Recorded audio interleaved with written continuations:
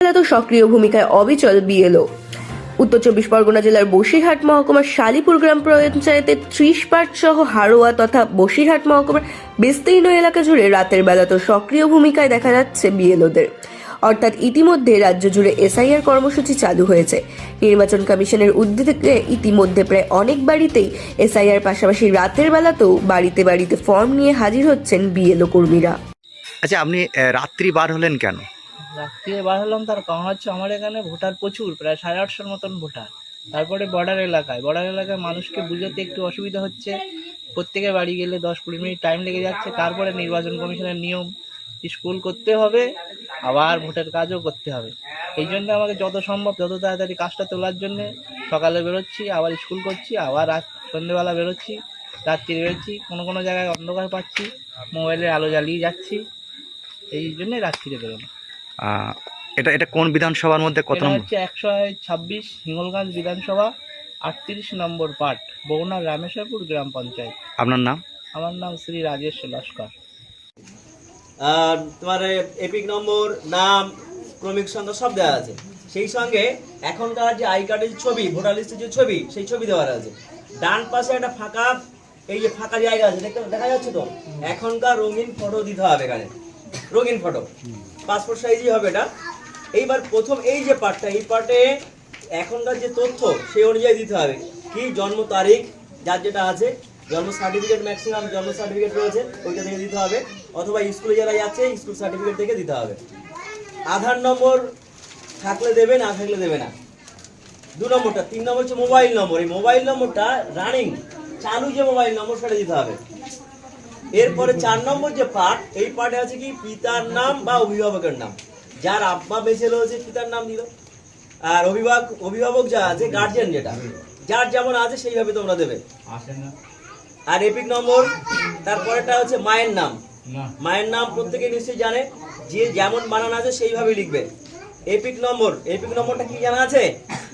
I card, যেটা I কার্ডের উপরে এই যে গোল পয়সার মধ্যে একটা আছে না, ওর নিচে থাকে, ওটা ওর পাশে উপরে বা নিচে থাকে, ওই এপিক নম্বর ওখানে লিখতে হবে। তারপরের পয়েন্ট হচ্ছে স্বামী বা স্ত্রীর নাম। স্বামী হলে স্ত্রীর নাম, স্ত্রী হলে স্বামীর নাম লিখবে। আর তার এপিক নম্বর, এটা সবার ফিল আপ করতে হবে। এরপরে নিচের যে দুটো ঘর রয়েছে, নিচের যে ঘর, যার 2002-এ নাম রয়েছে, তার বাম দিকেরটা, ওই সেখানে যেমন যা আছে সেই অনুযায়ী এটা পূরণ করবে। নাম, সেখানকার এপিক নম্বর, আত্মীয়ের নাম, ওখানে বাবা বা স্বামী বা মার নাম দেওয়া আছে না, সেই অনুযায়ী সেটাই লিখবে। তার সঙ্গে যে সম্পর্ক, সেই সম্পর্ক অনুযায়ী লিখবে। তখনকার 2002-এর জেলার, রাজ্যের নাম, বিধানসভার ক্ষেত্রের নাম। এই 2002-এ বিধানসভার ক্ষেত্রের নাম কি ছিল আমাদের এখানে? এখানে হ্যাঁ 97 হাড়োয়া এসি। যারা অন্য জায়গা থেকে এসছো, 2002-তে সেটাই যেটা আছে সেটাই লিখবে।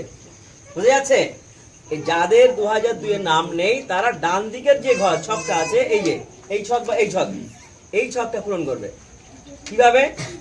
আব্বার নাম বা মায়ের নাম, আব্বা মায়ের নাম না যদি থাকে, যেখানে বলা আছে গ্র্যান্ডফাদার, গ্র্যান্ডমাদার, দাদু দাদিমা, তাদের যে নাম রয়েছে সেটা দিলেও হবে।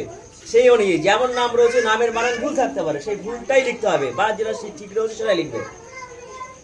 এপিক নম্বর, আত্মীয়ের নাম, তার সঙ্গে যে সম্পর্ক, ওখানে সব দেওয়া রয়েছে, ওই যে লিস্টে আছে না, লিস্টে দেওয়া রয়েছে। আর তখনকার যে পার্ট নম্বর বা বিধানসভার যে নম্বর ছিল সেটাই লিখবে। লেখার পরে এই যে নিচে একটা সই হবে, সই যারা করতে পারে না কি করবে? টিপ সই দেবে। দেওয়ার পরে পাশে কি নাম লিখে দিতে হবে। লিখে দেওয়ার পরে জমা করতে হবে 2টো কপি। এই 2টো কপি জমা করার পরে আমি যদি এখানকার আমি বিএলও, আমি সই করে দেবো এবং সিল করে দেবো। দেওয়ার পরে একটা কপি বাড়িতে তুলে রাখতে হবে। কি হবে? যেমন টাকা পয়সা রাখা হয়, দলিল রাখা হয়, পয়সা রাখা হয়, ওরকম করে। কারণ এটা খুবই গুরুত্বপূর্ণ একটা জিনিস।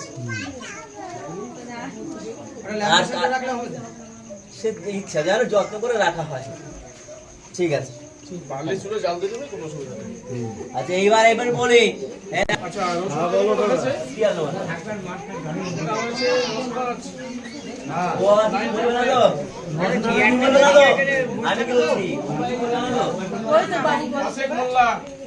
আমি কি বলছি?